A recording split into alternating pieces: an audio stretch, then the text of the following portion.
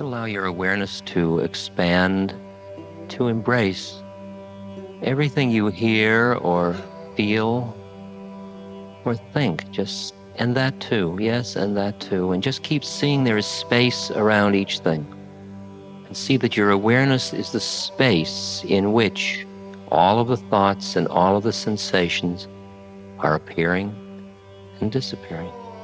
As if your awareness were the sky and all your thoughts and sensations are the clouds coming, passing through, disappearing in the far horizon.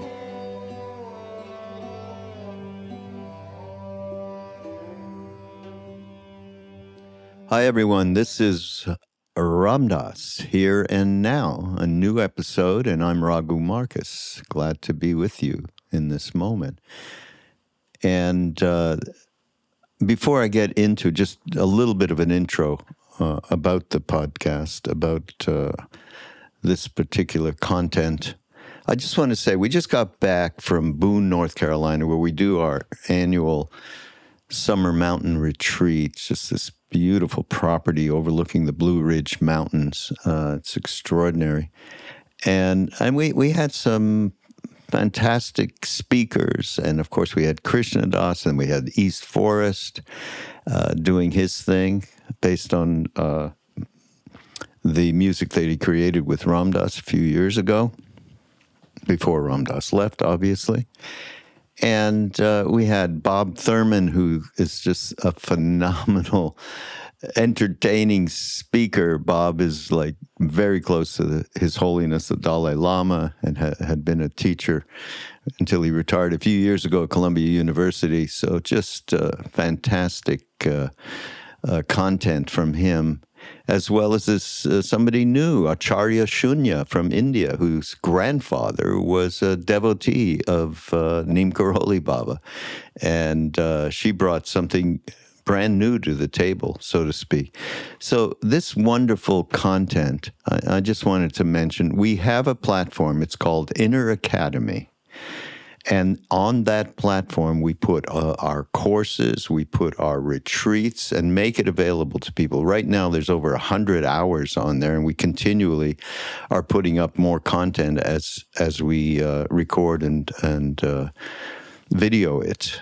And I suggest a peek. Go take a peek. ramdas.org/Inner Academy. And see what the offering is. There's a couple of levels of it. There's the level of just join. I mean, we have 4,000 or 5,000 people right now that are on the platform communicating. There's offerings that are presented and so on. And then the subscription part, which allows Love, Serve, Remember to be able to put on everything that it does, from retreats to courses to books and films and so on. That is a way for us, as I said, to be able to continue doing the things that we have been doing for years, serving the community. And so just take a look and see what you think in terms of becoming part of it, either the part in which you can just communicate and be part of the community, and then further to that is the subscription, which you'll see when you get there to the platform. I highly recommend it. It's just so very rich. And related to the theme of this podcast, which is around resting in awareness. Just one anecdote. We have these mentors. KK Shah is one. And by the way, that film is available as part of the subscription.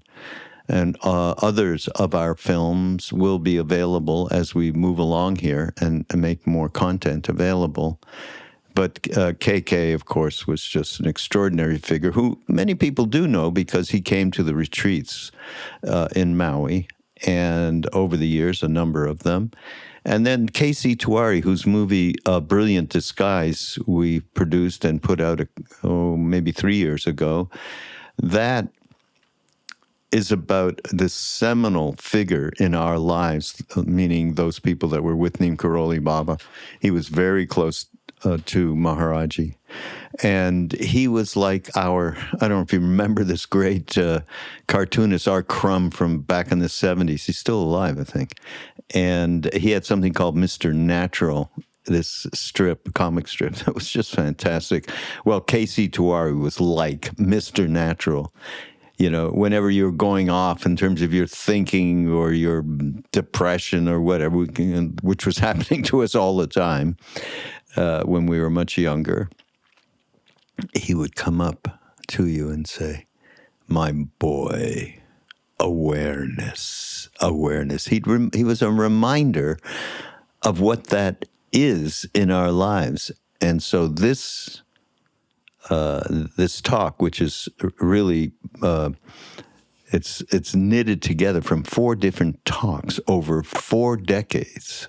That's the phenomenal thing with Ram Dass, exploring being in harmony with the way of things, how awareness and love are really the same thing, how to deal with clinging, what clinging is that really prevents us from being spacious and in harmony and, full of equanimity and love. We all want to get there. And so this talk from him is, as I say, over these decades, which is phenomenal in itself. I mean, that, he did this, that Ram Dass did this over these many years. And there's one thing that I love, and he used to tell this story over the years, not story, but this analogy, which the analogy is the pure sky, the blue sky. There's nothing there. There's no clouds. And when the clouds start to come, they're simply the passing phenomenon of your life. Your whole concept of who you think you are, all the stuff of me, is all the cloud.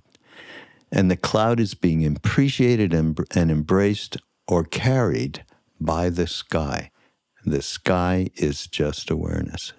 It's a really beautiful talk. And in the end, he does a meditation around loving awareness, which was his great teaching over the last years of his life in Maui, almost 20. And that alone is worth the price of admission, which there is no price of admission. It's a podcast. Anyhow, here it is. It's Ram Dass and the importance of resting in awareness. And we'll see you next time. Ram Ram.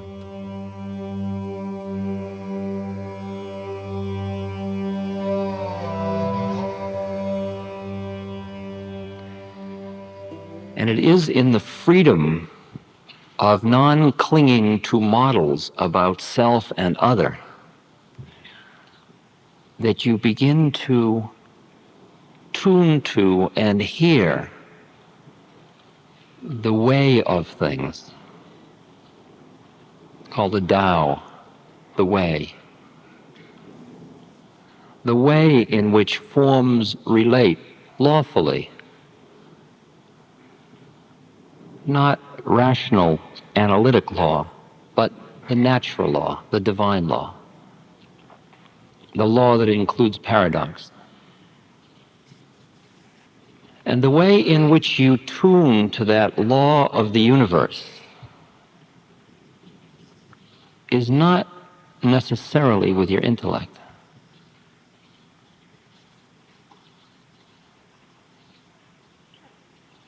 It's tuning at a more profound way of relating to the universe than even through your senses. And it's that tuning, and when you respect that tuning mechanism in yourself, that the actions that flow from you start to be what is called dharmic or in the way of things, or acts which release beings from suffering and do not perpetuate illusion.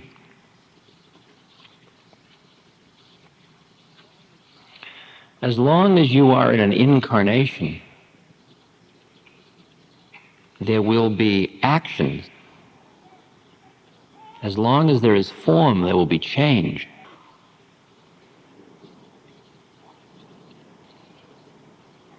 But depending on who is doing the acting, or who thinks who is doing the acting, will determine whether that act is part of the flow of things or in opposition or antagonistic to it.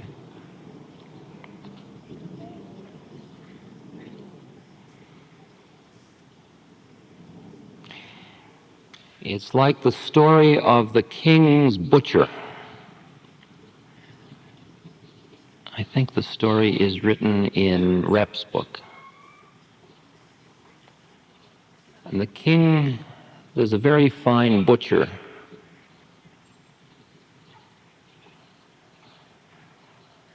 And the king asked the butcher how he does it, that although he has been cutting with the same knife for 19 years, it's never needed to be sharpened.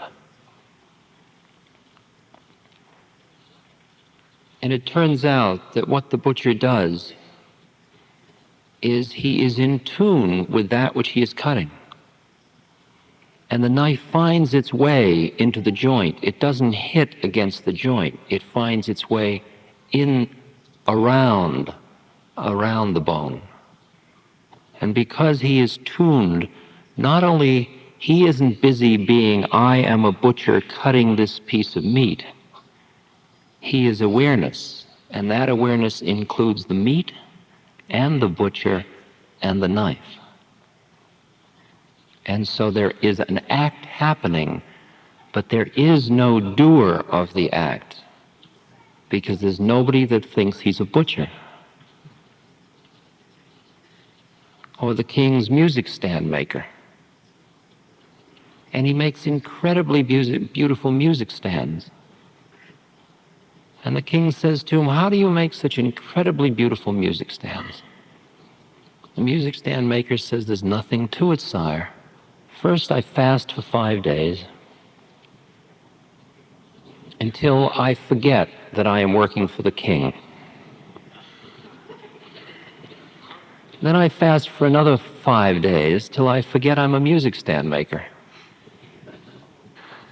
Then by then, I am staggering through the woods, and I come across a tree, and in the tree is the music stand. And I just clear away everything that isn't necessary. That is the level.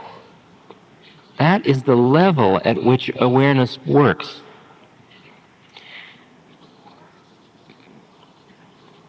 Because when you are aware without clinging, and in harmony with all of the forces, you are no longer in time. Your body's in time, your thoughts are in time, your personality's in time, but you aren't. And when you are not in time, and everything in the universe interrelates in a lawful way, though not a law that is knowable by the intellect, and you are in harmony with that law, you are in harmony with the way everything comes out and everything that preceded it, so that you cannot act wrongly. For not only are you in tune with the particular act you're doing in terms of time, but the Gestalt, all of the ways in which that act is interrelated with everything in the universe. That is a level of consciousness in which social action that flows from it truly liberates humankind. For it is a level of awareness from which actions are manifest that have no clinging, not even clinging to the effects of the act. You can work with all of your energy and total one-pointedness towards bringing about an end. You have done all you can do at any moment. It is total involvement, and it doesn't happen at the end. And at the moment it doesn't happen, you are right here now. You're not holding on with despair or anger or frustration. That's then. You're right here. The new existential moment is now. It's always the beginning of things. Always. Don Juan says, no personal history. You keep giving up your storyline. You have it. It's there. You can write about it. You can keep a diary of it. But you don't cling to it. Because every time you walk into a situation and you have a model of who you are or who you aren't, stops the flow. I never dance. I'm brahmacharya.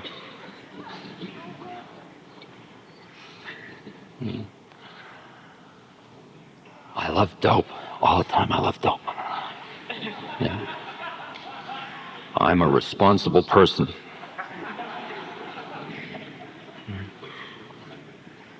I'm a mother. I'm a seeker. I'm dependent.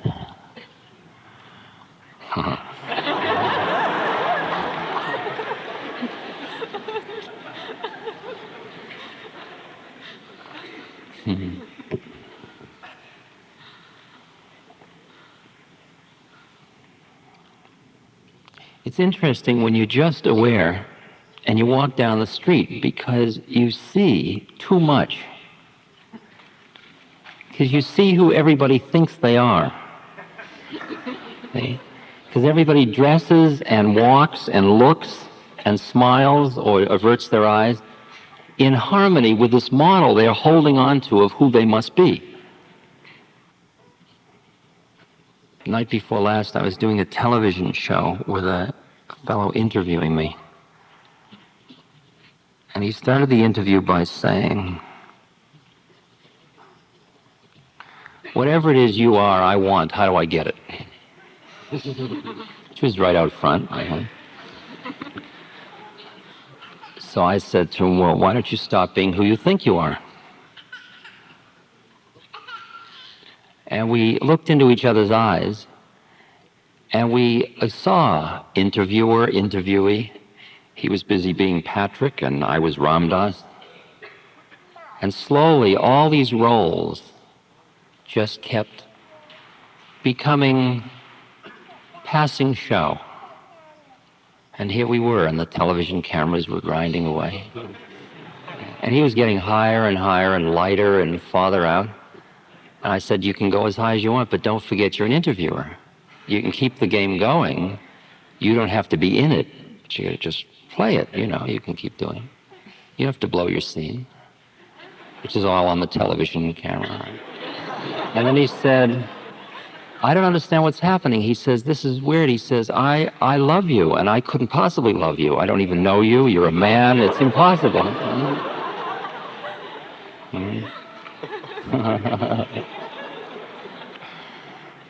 See the problem. I mean, all of our social, cultural bloops are based on thinking everybody's somebody doing something, right? When you fall in love with somebody, what are you supposed to do? Love is so far out. There's this flow. It's not, the word love is, we've got an awful lot of overload meaning to it. Making love, falling in love. We love each other. The whole romantic, poetic metaphor of love.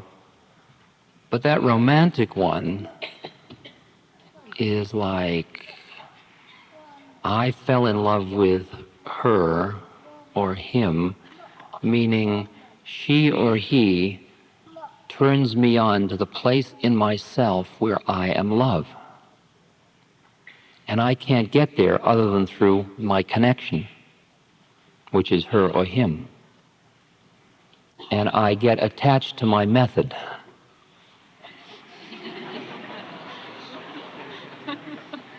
My method of getting high, of being in love. So I want to have my method with me all the time, my mala beads, my beloved, I call it. And the thought that my beloved might split is a little bit freaky, so that I want to possess my beloved. So romantic poetry often has in it jealousy and even hatred.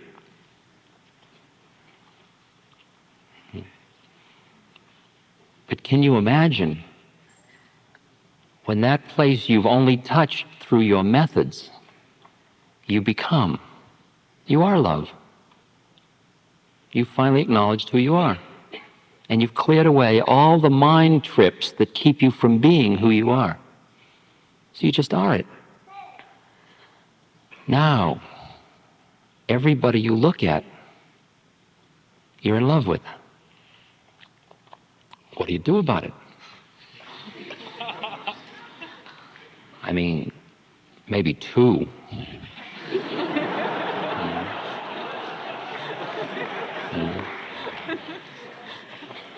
Three, but it's absurd. I mean, the least you want to do is go up to somebody and say, I love you. We tried that for a long time. But it's even out of hand. I mean, it's way beyond that one. Because you can't do it to policemen and, people you're just passing in the street. You can't do it. It's just not done. And then you see the exquisiteness of the predicament of being in love with everybody, and there's nothing that has to be done about it. Because you've developed compassion to let people be as they need to be, without coming on to them. And the only time you come on to people are when their actions are limiting the opportunities for other human beings to be free. And then the way in which you come on is critical. For if you are somebody coming on, forget it. You're just creating more anger.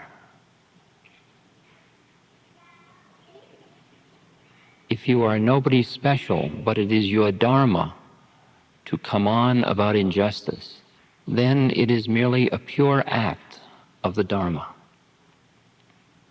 And not for a moment do you forget that you love the other person totally. It's interesting to separate out the space in which we love.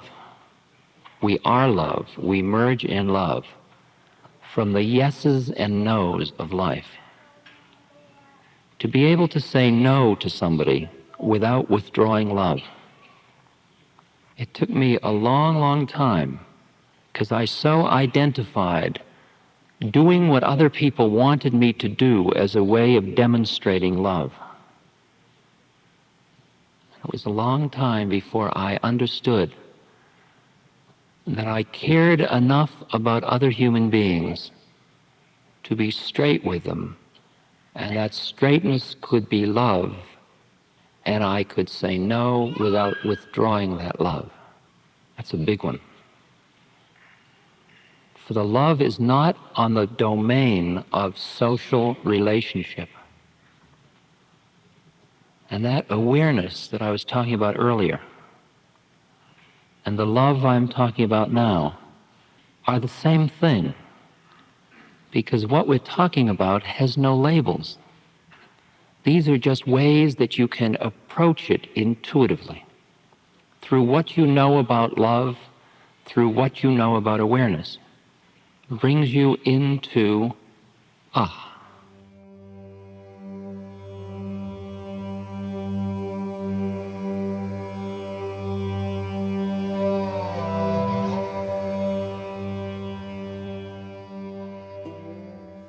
Be aware of your breath. All the sounds around you, just notice them. Everything that arises, a sound or a sensation, just let it arise and then pass away. Don't grab hold of it. Don't try to push it away. If there's pain in your body, just notice that. Allow it. Don't get upset. It's not going to keep you from anything. Thoughts about past or future, just notice them. Just allow your awareness to expand, to embrace everything you hear or feel or think. Just, and that too, yes, and that too. And just keep seeing there is space around each thing. And see that your awareness is the space in which all of the thoughts and all of the sensations are appearing and disappearing. As if your awareness were the sky and all your thoughts and sensations are the clouds coming, passing through, disappearing in the far horizon. And feel that this awareness has qualities to it that you can notice at this stage. You can notice spaciousness. Notice spaciousness. Feel the spaciousness that expands into this whole theater, so that really there is one awareness and there are all these different forms through which it is passing.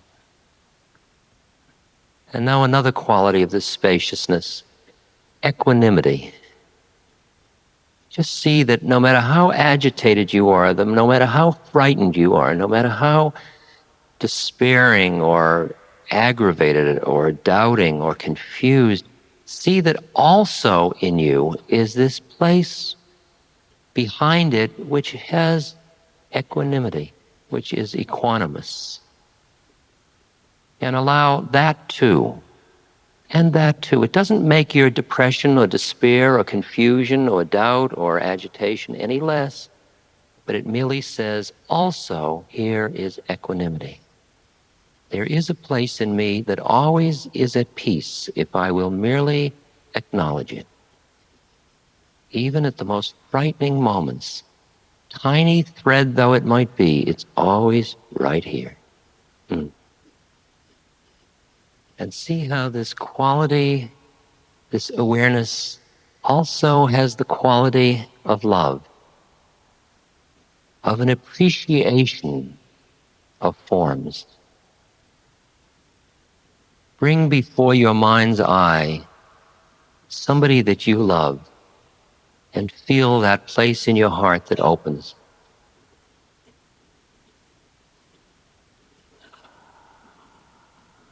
And how fortunate you are to have shared part of an incarnation with such a person, whether that person be in flesh or not. Now bring to mind before your eye an image of yourself standing in front of yourself, your separate self. And see what happens to your heart then. Does it close down? Does it stay open? Do you have that same feeling of love and appreciation for the preciousness of yourself? If you pull back into your judging mind, release, relax, look more deeply, part the veils and see your own beauty, your own precious isness. See that behind all of the dramas of that person, that self that stands before you, there is I am. Listen to this poem of Swami Ram Tirth and keep in mind yourself standing before you.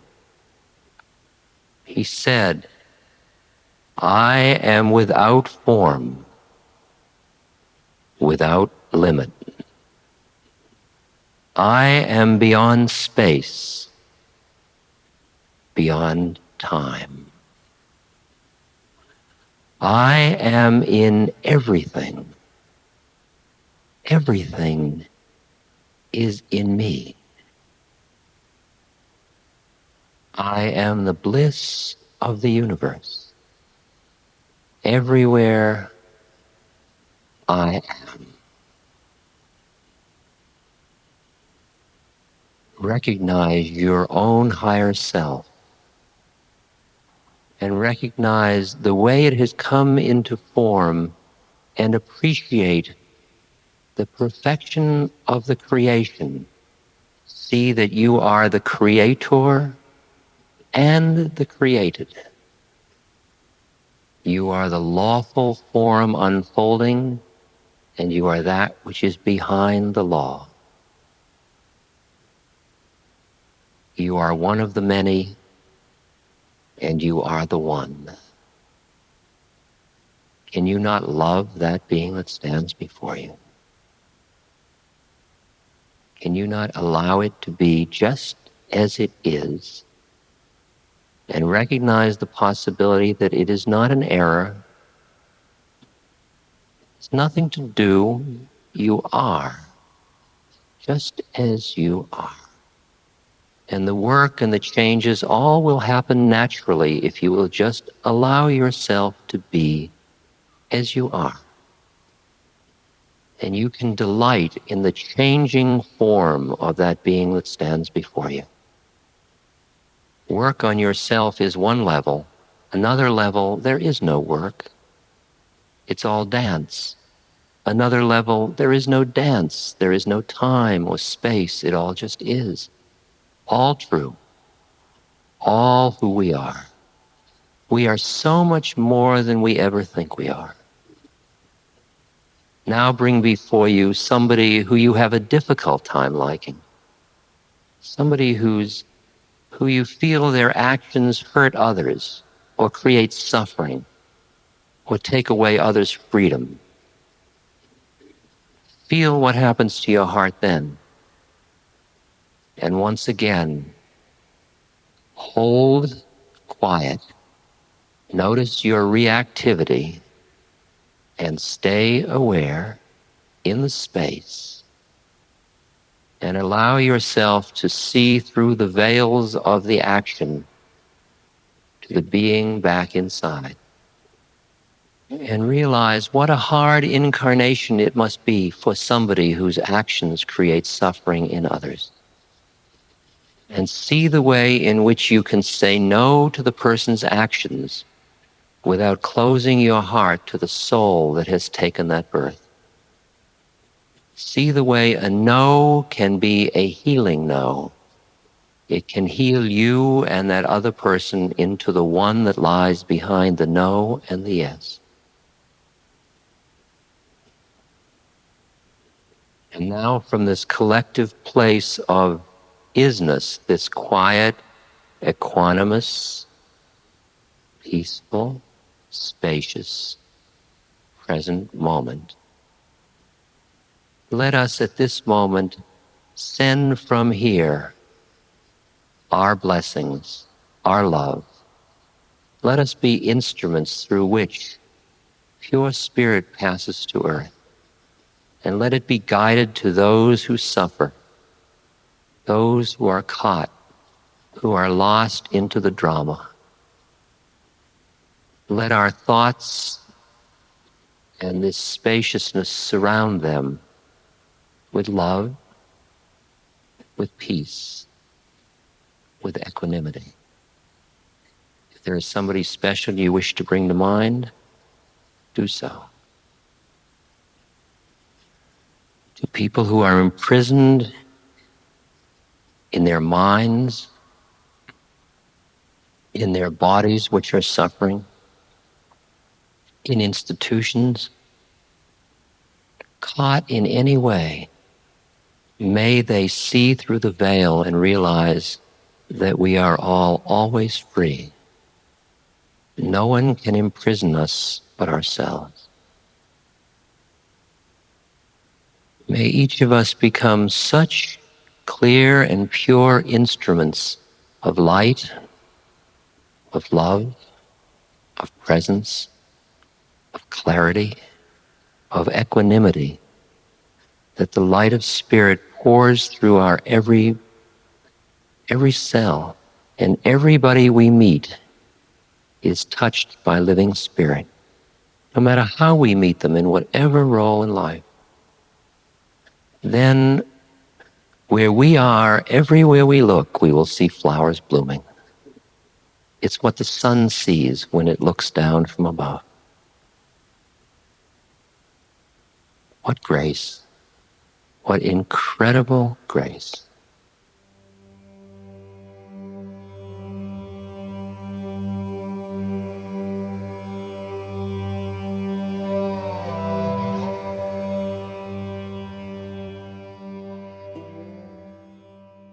Well, if you can see a cloud in the sky, can everybody see a cloud somewhere?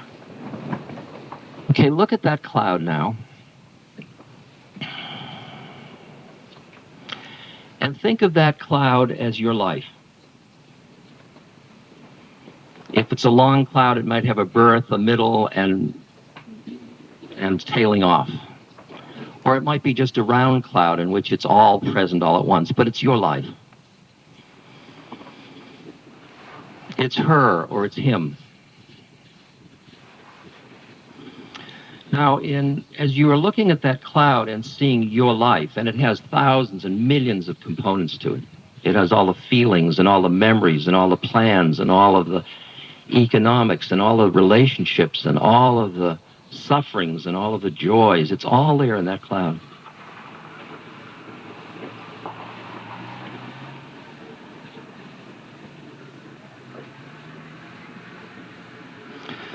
Now, just to push you a little bit harder, you're looking at that cloud from here. And here feels like a very precise place. We're all sitting together on this porch. But now let me explore with you another way of defining who you are. Look at the cloud again and become aware of the sky that surrounds the cloud. And now I invite you to identify your awareness with the sky. And in your awareness, there is your life that is the cloud.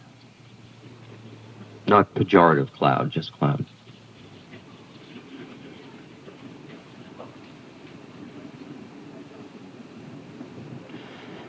In other words, your whole concept of who you think you are, all your sense experiences of your body, the sounds you're hearing now, all of that, all of this stuff of me, is all the cloud.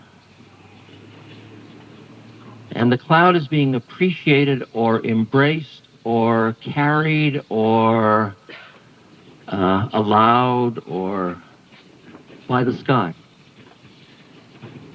The sky is just awareness. It's much easier to describe the cloud than to describe the sky. The sky doesn't have a beginning or an end, and it really doesn't have qualities. It's just sky. And that's the quality of awareness.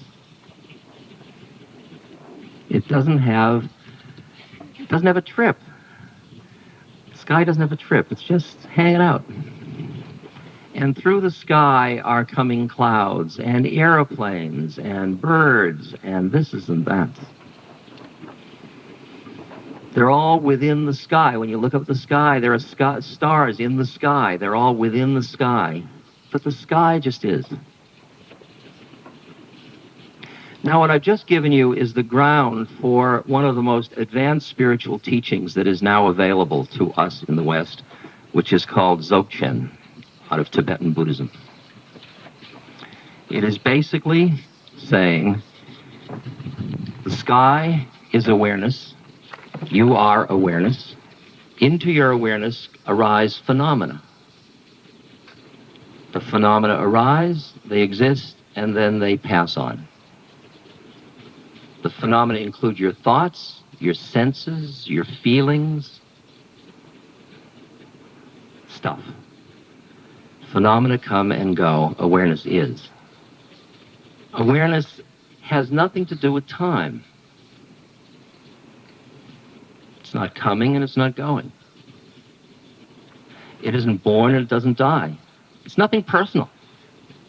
It's not my sky, it's the sky. It's awareness. It's not my awareness, it's awareness. So just imagine that we're playing a game here of life in which we got caught along the way in thinking we were the cloud. As beautiful as it might be, as romantic as it might be, as sensual as it might be. And then at some moment we begin to awaken. And we're awakening to the I, not the me. The I, that which sees, that which is, that which embraces, that which, the presence, the awareness. We're awakening to our identity behind the clinging to separateness.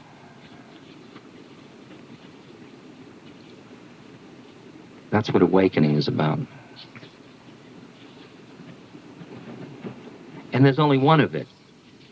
So when you say Shema Yisrael, Adonai Eloheinu, Adonai Echad, Hear, O Israel, the Lord our God, the Lord is one. Of course it's one. There's only one. And you can arrive at it through any religion you want, except through Buddhism, which says it's really zero. But when you're in one, it is zero. It only seems like one when you look at it from two.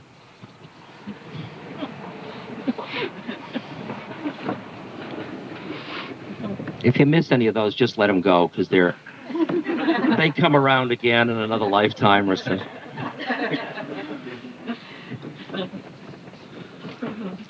Let me first ask, did you understand that example? Did you work with it, the cloud and the sky? Because that is a full spiritual practice. If you went out an hour a day and lay on your back and looked up at the sky and see the sky as sky, and then experience the sky as a mirror of your awareness. So your awareness is the sky now, and then you watch what comes into the sky. And into the sky comes hunger, into the sky comes memories, into the sky comes smells, tastes, feelings, thoughts, memories, plans. And they come in, and then you just sit with the awareness, and then they go, or they don't go. And maybe they cover the whole sky, so you don't see the sky, and you just think, I'm depressed. Depression's great, it fills the whole thing. You know? Those are called mind states in one system. So if I were to say, what is my life about? I would say my life is about awareness. And becoming or being aware. Because becoming's already a trip in the cloud. I'm getting aware.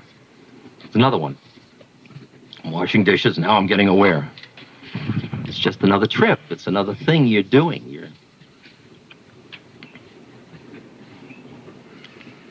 So I'd say my life is resting in awareness.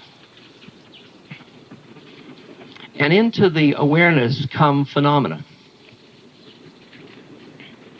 And some of those phenomena, first of all, I would say, if you want to really play technical, that the only phenomena that arise in your awareness are reflecting your attractions and your aversions. Otherwise, you wouldn't even notice them. You hear that one? That's an interesting one. That's one we say, well, it's really out there. Sure, lots of stuff is really out there. But you don't notice it. It's fascinating to see what you notice. You never notice what you're noticing because you're so busy noticing it. But if you stand around the corner and watch, it's fascinating to see what you noticed an hour ago. Right? I mean, if you have a sailboat, when you went down to the water, you notice what make of sailboat, what length, how it's kept, how recently it was painted. You notice everything. Otherwise, you saw a group of boats. Well, you didn't see anything. You tasted the water. You didn't even notice the boats. So when I look at the phenomena that arise, I'm looking at, of course, the projections of my own karma. I'm really looking at a movie that's being projected because not that the stuff isn't out there, but what I'm selecting to see of what's out there is selected by the predispositions of my own bluff, whatever it is I bring to this situation. Is this too weird? When it gets too weird, raise your hand and I'll try to backtrack and bring it along. Because otherwise it's just fun to go out, for a while, and then I'll get bored and then you can talk. If you feel a need to talk. It's okay. I teach listening, so I have to listen when you talk. Although I'm not really interested in what you're going to say, because I'm not interested in what I say. Because stuff is stuff. It's more clouds, and the awareness is the awareness. I'm not disinterested. That would be another trip. I'm not interested. I got to a point where I started to say to my friends, people around me all the time, I don't care if I never see you again. And it's funny how many of them got offended. And there was nothing personal in it at all. I mean, it wasn't that I don't like you. It was just that I don't think they trusted me, that I meant it. I don't know that I trust me either. I mean, I thought I meant it at the time. So into awareness comes all of these phenomena. And you can feel the qualities of attraction or aversion that are involved in them. And I work with lines like the Tao line, truth waits for eyes unclouded by longing. When you desire something, you see only the outward container. I mean, it is absolutely true. If you haven't had that experience, you just go watch your mind for a little while. You'll see it. If you're horny, you see what's makeable. If you're hungry, you see what's edible. If you're tired, you see mattresses. That's what you see. You don't see flowers when you're tired. You see mattresses. Your motivation selects your perception. I mean, that's just straight. Even the Western psychology knows that. And they don't know much. Ooh. It's going to be one of those kind of weeks. I can see that.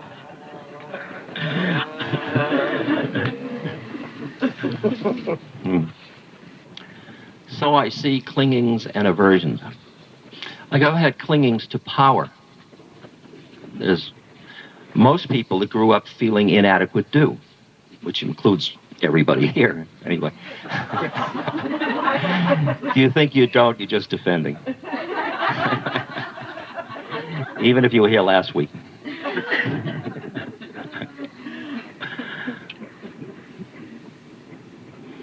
And I've watched, it made me move towards powerful people.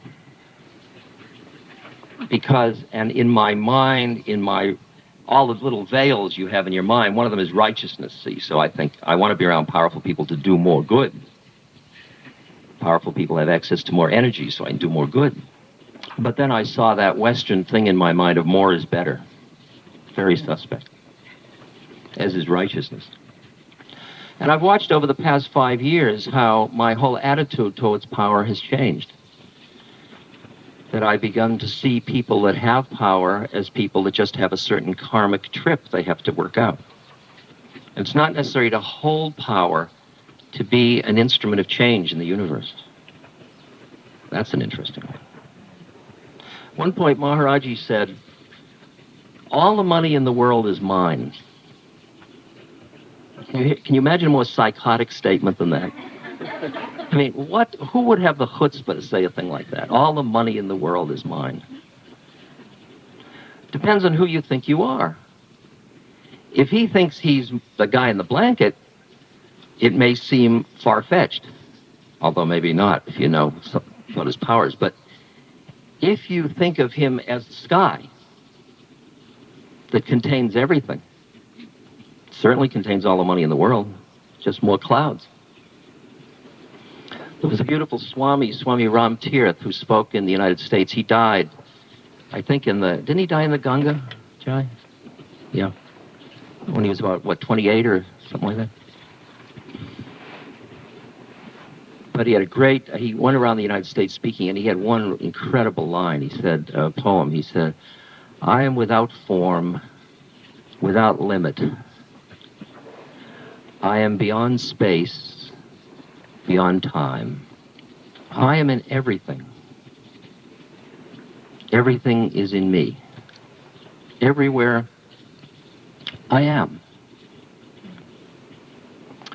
I am the bliss of the universe. I am Sat Chit Ananda. Tattvam Asi." I am that. He's describing awareness. He's describing awareness.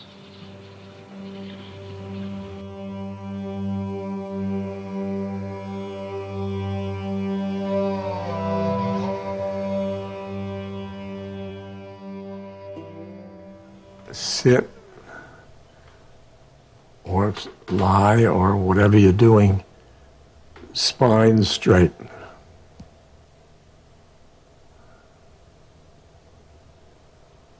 It lets your energies come up.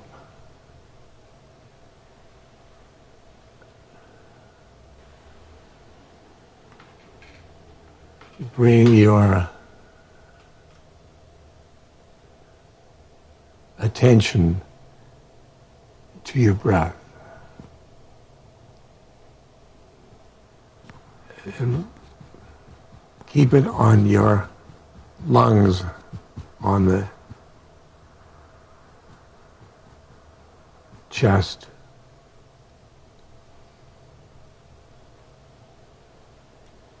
In, out, in, out. Let the breath go in and out. Now attend to the middle of your chest with the breath. Now, and concentrate on the spiritual center.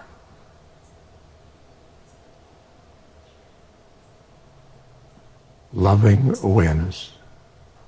Loving awareness.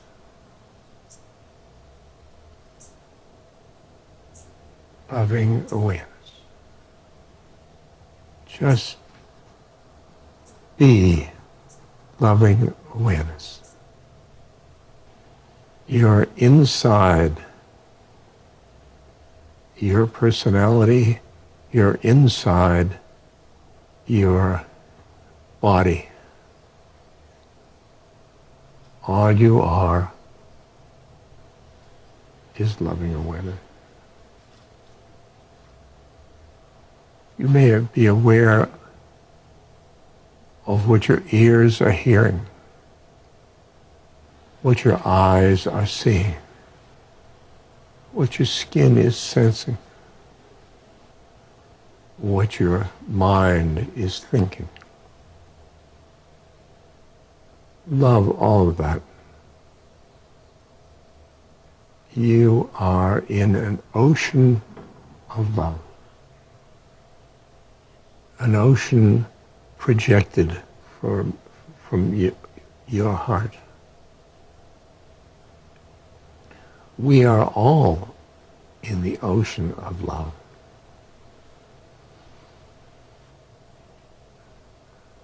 I am talking to myself.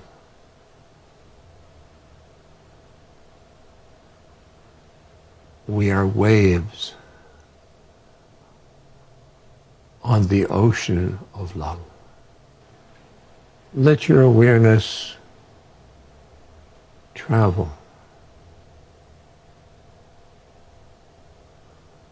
from this that. Loving it all. It's all Ram. It's all God. It's all the One.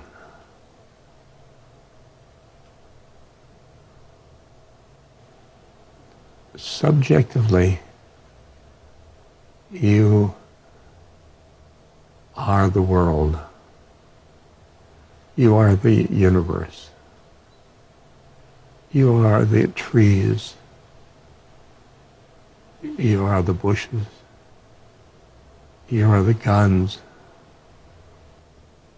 You are poverty. You are commerce. You are relationships. It's all one. It's all one. It's all one.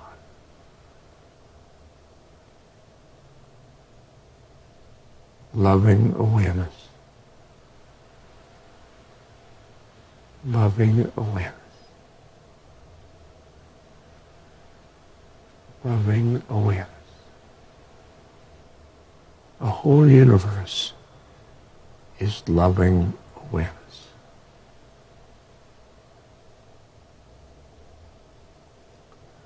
Stars are loving awareness. We are loving awareness.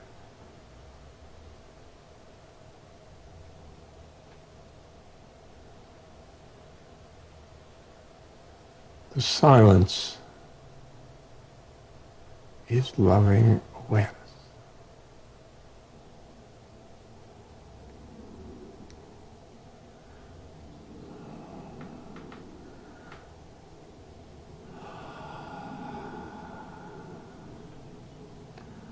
Namaste. Namaste. Namaste. This podcast is brought to you by the Love Serve Remember Foundation and ramdas.org. We appreciate you listening, and we appreciate all the support that you've given us. Please continue that support and donate at ramdas.org. We can then continue to share what Ram Dass has been sharing for all of these years. Thank you.